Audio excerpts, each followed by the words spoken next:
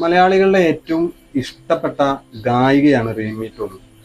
ഇഷ്ടപ്പെടുന്നത് ഗായികയുടെ ഗുണം കൊണ്ടോ ശബ്ദമാധുര്യം കൊണ്ടോ ഒക്കെ ഉപരിയായിട്ട് റിമി ടോമിയുടെ സ്വഭാവ സവിശേഷതകളാണ് എല്ലാവർക്കും സ്വീകാര്യമായിരിക്കുന്നത് എന്നാണ്. അധികം ഹേറ്റേഴ്സ് ഒന്നും ഇല്ലാത്ത സിനിമാ രംഗത്തെ ഒരു വ്യക്തി ആരെന്ന് ചോദിച്ചാൽ വേണമെങ്കിൽ റിമി ടോമി എന്ന് പറയും. എന്തായിരിക്കും റിമി ടോമിക്ക് അധികം ഹേറ്റേഴ്സ് ഇല്ലാത്തത്, അല്ലെങ്കിൽ റിമി ടോമിയെ എന്തുകൊണ്ടാണ് മലയാളികൾക്ക് ഏറ്റവും ഇഷ്ടപ്പെടുന്നത് എന്നുള്ളതിന്റെ ഒരു കാരണം അന്വേഷിക്കാം.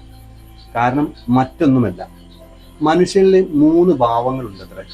ഒന്ന് പിതൃഭാവമെന്നും, ഒന്ന് പക്വഭാവമെന്നും, ഒന്ന് ശിശുഭാവമെന്നും പറയും. റിമി ടോമിക്ക് ശിശുഭാവം കൂടുതലാണ്.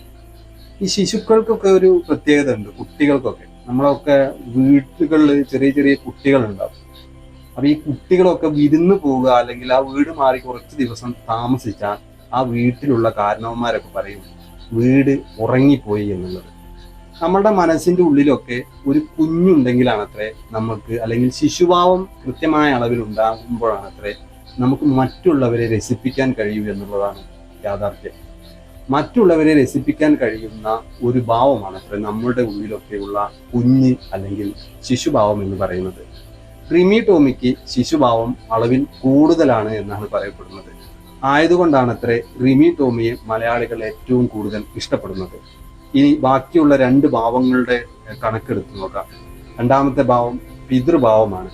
പിതൃഭാവം കൂടിയ ആളുകളൊക്കെ നമുക്ക് വളരെ സുപരിചിതമാണ്. നമ്മുടെ കൂട്ടങ്ങളിലൊക്കെ ഉണ്ടാകും. അങ്ങോട്ട് നോക്കരുത്, ഇങ്ങോട്ട് നോക്കരുത്, തിരിയരുത്, മറയരുത് എന്നൊക്കെ പറഞ്ഞ് നമ്മളുടെ കൂട്ടുകാര്, എല്ലാത്തിനും നിയന്ത്രണം വെക്കുന്ന, എല്ലാത്തിനും അച്ഛനാവാൻ ശ്രമിക്കുന്ന കൂട്ടുകാരുണ്ടാവും. ചിലവർ അവരെ, പുതിയ ജനറേഷൻ അവരെ തന്തവൈബുകാര് എന്നൊക്കെ വിളിക്കും. പിതൃഭാവം കൂടിയ മനുഷ്യരാണ് ഈ തന്തവൈബുകാര് എന്ന് പറയുന്ന ആളുകളൊക്കെ. മൂന്നാമത്തെ ഭാവം പക്വഭാവമാണ്. പക്വഭാവക്കാർ സാധാരണയായി പാവം മനുഷ്യന്മാരാണ്. പക്വഭാവക്കാരുടെ തലയിൽ കയറി നിരങ്ങാം എന്ന് വേണമെങ്കിൽ നമുക്ക് കരുതാം. പക്വഭാവക്കാരുടെ സ്വഭാവ സവിശേഷത കൊണ്ട് അധികം മുണ്ടാട്ടമില്ലാതെ എല്ലാത്തിനെയും ഒരു ചെറിയ പുഞ്ചിരിയോടെ നേരിടുന്ന ഈ പക്വഭാവക്കാരുടെ പ്രശ്നം എന്തെന്ന് ചോദിച്ചാൽ, ആർക്കും പക്വഭാവക്കാരുടെ തലയിൽ കയറി നിരങ്ങാം എന്നതാണ് പക്വഭാവക്കാർക്ക് വരുന്ന പ്രശ്നം. ഇനി ഈ 3 ഭാവം കൂടി ഒരേ പ്രൊഫഷനിൽ വരികയാണെങ്കിലോ അപ്പോഴാണ് അത്രേ നമ്മൾ ഏറ്റവും വലിയ അനുഗ്രഹീതമായ സൃഷ്ടിയാകുന്നത് എന്നതാണ് സയൻസ് പറയുന്നത്. മനുഷ്യരിനുള്ള 3 ഭാവങ്ങളെ കുറിച്ച് മറക്കണ്ട. പിതൃഭാവവും പക്വഭാവവും ശിശുഭാവവും. നിങ്ങൾക്ക് കുട്ടിത്തം മാറിയിട്ടില്ല എന്ന് ആരെങ്കിലും പറയുകയാണെങ്കിൽ നിങ്ങൾ യാതൊരുവിധ പേടിയും പേടിക്കേണ്ട.